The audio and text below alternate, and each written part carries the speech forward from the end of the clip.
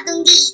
तो ठीक है, ये एडवांस रख लो, बाकी के पैसे मैं महीने के अंत में दे दूंगा। शाम को टोनी अपनी दुकान बंद करके घर जाती है। आगरा के जंगल में टोनी चिड़िया अपनी माँ टुनटुनी चिड़िया के साथ रहती थी। पति की मौत के बाद टुनटुनी चिड़िया ने सोया चिकन बेचने का काम शुरू किया, जो शुद्ध शाकाहारी होता था। टुनटुनी बहन, आपके यहाँ के सोया चिकन का तो कोई जवाब ही नहीं, और रेट भी तुम सही लगाती हो, इसलिए मैं हमेशा तुम्हारी दुकान से ही चिकन लेती हूँ। मेरे बच्चे को चिकन बिरयानी बहुत पसंद है, इसलिए जब भी वो खाने की जिद करते हैं मैं तुम्हारी दुकान पर आ जाती हूँ। ऐसा करो, 2 किलो मुझे फ्रेश सोया चिकन दे दो। चिकन लेकर हरी तोती वहाँ से चली जाती है। इस तरह जंगल के सभी पक्षी सोया चिकन और सोया मटन टुनटुनी की दुकान से ही खरीदते थे। एक दिन टुनटुनी चिड़िया की तबीयत ठीक नहीं थी, तब उसकी बेटी टूनी चिड़िया दुकान पर जाती है। वो ग्राहकों को चिकन दे रही थी, तभी एक होटल का मालिक उसकी दुकान पर आता है। मैंने सुना है कि तुम्हारी दुकान पर फ्रेश चिकन और मटन मिलता है। मुझे अपने होटल के लिए रोजाना 15 किलो चिकन और मटन चाहिए, क्या तुम दे सकती हो? हाँ सेठ जी, आप होटल का पता दे दीजिए, मैं कल से आपके होटल पे सारा सामान पहुंचा दूंगी। तो ठीक है, ये एडवांस रख लो, बाकी के पैसे मैं महीने के अंत में दे दूंगा। शाम को टोनी अपनी दुकान बंद करके घर जाती है। माँ ये देखो, इतने सारे पैसे। आज दुकान पर मेरा पहला दिन था और आज ही मुझे एक बहुत बड़ा ऑर्डर मिला है। कल से ही मुझे एक होटल में 15 किलो सोया मटन और चिकन पहुंचाना है। ये तो बहुत अच्छी बात है बेटा, तू मेरे लिए लकी है। अगले दिन टोनी चिड़िया सुबह सुबह अपनी दुकान पर चली जाती है और 15 किलो चिकन और मटन लेकर होटल पहुंचती है। ठीक है, इसे वहाँ रख दो, कल फिर इसी समय पर आ जाना। इस तरह टोनी रोज होटल में सोया चिकन और मटन पहुंचाने लगी। जल्द ही 1 महीना गुजर जाता है। मालिक, आज पूरे 1 महीने हो गए, मेरे बकाया पैसे मुझे दे दीजिए। और ये लीजिए, ये रहा आज का 15 किलो मटन और चिकन। ऐसा है टूनी, आज से मुझे ये सोया मटन और चिकन नहीं चाहिए, तुम्हारे रेट से कम में मुझे मिल रहा है। ये लो तुम्हारा बकाया पैसा। उदास मन से पैसे लेकर टूनी घर लौट आती है। अब मैं क्या करूं? इतने सारे चिकन और मटन का, अगर इसे इसी तरह छोड़ दिया तो ये कल तक खराब हो जाएंगे। मुझे बहुत सारा घाटा हो जाएगा। अगर माँ को इस बात का पता चलेगा तो उनकी तबीयत फिर से खराब हो जाएगी। हे भगवान, अब तुम ही कोई रास्ता दिखाओ। टूनी चिड़िया यही सब बैठी बैठी अपने कमरे में सोच रही थी, तभी वहाँ उसकी माँ टुनटुनी आती है। क्या हुआ टूनी, आज तो इतनी उदास क्यों है? और यहाँ इतने बड़े थैले में क्या है? माँ, होटल के मालिक ने आज चिकन और मटन लेने से मना कर दिया। अब तुम ही बताओ, इतना सारा चिकन और मटन का मैं क्या करूँ? बेटा, तू इतनी चिंता क्यों करती है? बिजनेस में तो नफा नुकसान चलता ही रहता है। मैं ऐसा करती हूँ, इस चिकन और मटन से बिरयानी बना देती हूँ, तू उसे ले जाकर दुकान पर बेच देना। फिर टुनटुनी चिड़िया बिरयानी बनाने में लग जाती है। माँ, बिरयानी की तो खुशबू बहुत अच्छी आ रही है, थोड़ी बिरयानी मुझे खाने को दो। टूनी बिरयानी खाने लगती है। ये तो बहुत स्वादिष्ट है, आपके हाथों में तो जादू है, जादू। अरे पगली, अब मेरी तारीफ ही करती रहेगी या बिरयानी को ले जाकर दुकान पर जाकर बेचेगी? जल्दी लेकर जाओ, नहीं तो ठंडी हो जाएगी। टूनी चिड़िया सारी बिरयानी को लेकर अपनी दुकान पर चली जाती है। आओ, सस्ती सोया बिरयानी खाओ, स्वादिष्ट बिरयानी खाओ। उसकी बात सुनकर कुछ पक्षी बिरयानी खाने आते हैं और बिरयानी खाकर तारीफ करते हैं। बिरयानी बेचकर टोनी चिड़िया को बहुत मुनाफा होता है। आगे से वो फैसला करती है कि अब वो सोया चिकन और सोया मटन की जगह वेज बिरयानी बेचा करेगी। उस दिन के बाद से दोनों माँ बेटी मिलकर बिरयानी बेचने लगती है और खूब सारे पैसे कमाती है। इस तरह वो खुशी खुशी अपनी जिंदगी बिताने लगती है। चलो भाइयों, अब हमें बारिश की तैयारी करनी चाहिए। हाँ हाँ भाई, हमें अभी पानी की खोज करनी चाहिए, नहीं तो बरसात का समय निकल जाएगा और फिर जंगल में सूखा पड़ जाएगा। आसमान में बादल पानी की तलाश में निकल पड़ते थे, लेकिन उन्हें जमीन पर कहीं पर भी पानी नजर नहीं आ रहा था।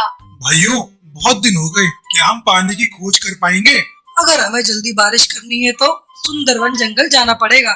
उसके बाद बादल सुंदरवन जंगल की ओर चल पड़ते हैं। तभी रास्ते में उन्हें टुन्नू चिड़ा एक पेड़ की डाल पर बैठा हुआ दिखाई देता है। बादल टुन्नू चिड़ा को अपनी परेशानी बताते हैं। बादल भाइयों, बस इतनी सी बात, आप लोग परेशान मत होइए। मैं अपने जंगल की नदी किनारे आपको ले चलता हूँ। वहाँ से आप जितना चाहे उतना बारिश के लिए पानी ले सकते हैं। फिर टुन्नू चिड़ा बादलों को अपने साथ नदी किनारे ले जाता है। इसी तरह टुन्नू चिड़ा और बादल की दोस्ती हो जाती है। टुन्नू चिड़ा सुंदरवन जंगल में अपनी पत्नी टूनी चिड़िया और बेटी टुनटुनी के साथ रहता है। एक दिन की बात है, टूनी चिड़िया बाजार जा रही थी। तभी रास्ते में उसकी पड़ोसन बबली कबूतरी उसे मिलती है। अरे टूनी चिड़िया, लगता है तुम बाजार जा रही हो।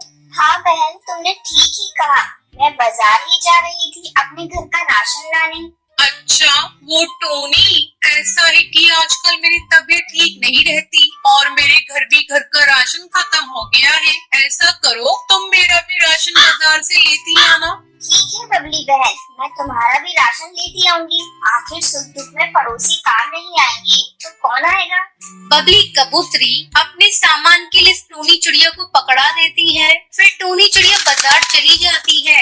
थोड़ी देर बाद टूनी चिड़िया जब बाजार से लौटती है, ये लो बबली कबूतरी, मैंने तुम्हारा राशन ला दिया है और कोई काम हो तो मुझे बता देना। उसके बाद टूनी चिड़िया अपने घर चली जाती है। इस तरह कई दिन गुजर गए। अब बबली कबूतरी अपनी बीमारी का बहाना बनाकर टूनी चिड़िया से अपने घर का सारा काम करवाने लगी और खुद आराम से बैठकर झूला झूलती। रोज रोज टूनी चिड़िया को बबली कबूतरी के घर का काम करते देखकर एक दिन सुंदरी कौवी बबली कबूतरी के घर आती है और उसे झूला झूलते देखकर उससे कहती है, अरे बबली कबूतरी, मैंने तो सुना था तेरी तबीयत खराब है और तू है कि यहाँ आराम से झूला झूल रही है। सुंदरी कौवी, तुझे एक राज की बात बताऊं? मैंने बीमारी का बहाना टूनी चिड़िया से काम करवाने के लिए बनाया है। तू मेरे राज को राज ही रखना, टूनी चिड़िया को मत बता देना। अरे नहीं बबली कबूतरी, तुम निश्चिंत रहो, मैं किसी को तुम्हारा राज नहीं बताऊंगी। अच्छा, अब मैं चलती हूँ, घर पर बहुत सारे काम पड़े हैं। इतना कहकर सुंदरी कौवी वहाँ से चली जाती है। एक दिन सुंदरी कौवी अपने घर के बाहर एक डाल पर बैठी थी। उस समय टुनटुनी चिड़िया अपने दोस्तों के साथ खेल रही थी। सुंदरी कौवी टुनटुनी को अपने पास बुलाती है और उससे कहती है, टुनटुनी, तू बहुत प्यारी बच्ची है, तू मेरा एक काम करेगी? क्या काम है आंटी? क्या बताऊं बेटा, मेरे पैरों में दर्द रहता है। ऐसा कर, तू रोज आकर मेरे पौधों में पानी दे दिया कर और साथ साथ घर के काम में भी हाथ बटा दिया कर। ठीक है आंटी, मैं अभी पौधों को पानी दे देती हूँ। सुंदरी कौवी बबली कबूतरी की देखा देखी अपने घर का सारा काम टुनटुनी चिड़िया से करवाने लगती है। टूनी और टुनटुनी चिड़िया पड़ोसियों के काम करते करते थक जाती थी। एक शाम टुनटुनी चिड़िया अपनी मम्मी पापा के साथ बैठी थी। उस समय वो बहुत उदास थी। उसे उदास देखकर उसका पिता टुन्नू चिड़ा उससे पूछता है, क्या बात है टुनटुनी चिड़िया, तुम आज इतनी उदास क्यों हो? तुम्हारी माँ ने तुम्हें डांटा है क्या? नहीं पापा, ऐसी कोई बात नहीं है। तो क्या बात है, मुझे बताओ। वो पापा, हमारे पड़ोसी पक्षी हमारी अच्छाइयों को फायदा उठाते हैं और अपने सारे काम हम लोगों से करवाते हैं। हाँ जी, टुनटुनी चिड़िया बिल्कुल सही कह रही है। मैं भी तंग आ गई हूँ पड़ोसी पक्षियों का काम करते करते। मेरा मन करता है हम कहीं और जाकर अपना आशियाना बना लें। ठीक है टूनी चिड़िया, हम सब कहीं और चलकर अपना नया आशियाना ढूंढेंगे। फिर सब खा पीकर सो जाते हैं। अगले दिन टुन्नू चिड़ा अपने परिवार के साथ नए आशियाने की तलाश में जाता है, लेकिन उन्हें घोंसला बनाने के लिए कोई सुरक्षित जगह नहीं मिलती। तब टुन्नू चिड़ा टूनी चिड़िया से कहता है, चलो मैं तुम दोनों को अपने बादल दोस्त के पास लेकर चलता हूँ। अगर वो थोड़ी जगह हमें दे देगा तो हम लोग बादलों में ही घर बनाकर रहेंगे। फिर टुन्नू चिड़िया सबको लेकर अपने दोस्त बादल के घर जाता है और बादल को अपनी समस्या बताता है। टुन्नू चिड़िया को दोस्त बादल उन्हें अपने साथ रखने के लिए तैयार हो जाता है। फिर टूनी चिड़िया अपने परिवार के साथ बादलों में घर बनाकर खुशी खुशी रहने लगती है। नदी के किनारे कुछ छोटे गांव बसे थे।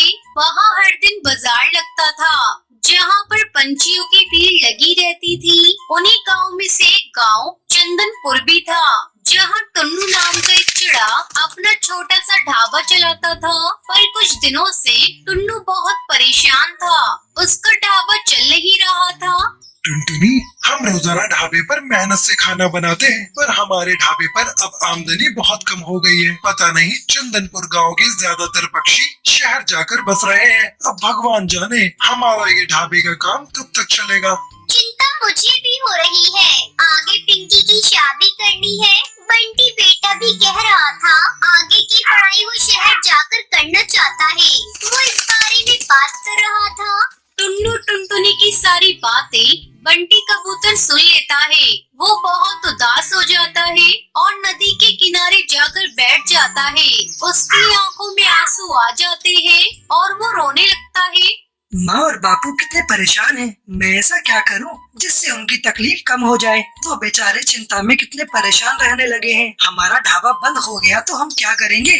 बंटी अभी खुद से बातें कर ही रहा था कि वहाँ नदी के किनारे एक बूढ़ा तोता अपनी नाव पर बैठा हुआ उससे पूछता है, क्या हुआ बेटा, तुम रो क्यों रहे हो, मुझे बताओ। बंटी उस बूढ़े तोते को अपना सारा दुख बताता है, जिसे सुनकर बूढ़ा तोता उससे कहता है, मेरे पास एक तरीका है जिससे तुम आमदनी कर सकते हो। क्या तरीका है बाबा। देखो बेटा, तुम और तुम्हारे पिता अगर नाव में खाना बनाकर आसपास के गांव में जा जाकर बेचो तो तुम्हारी अच्छी कमाई होगी, क्योंकि आसपास के सभी गांव में रोजाना बाजार लगता है और अच्छी खासी भीड़ रहती है।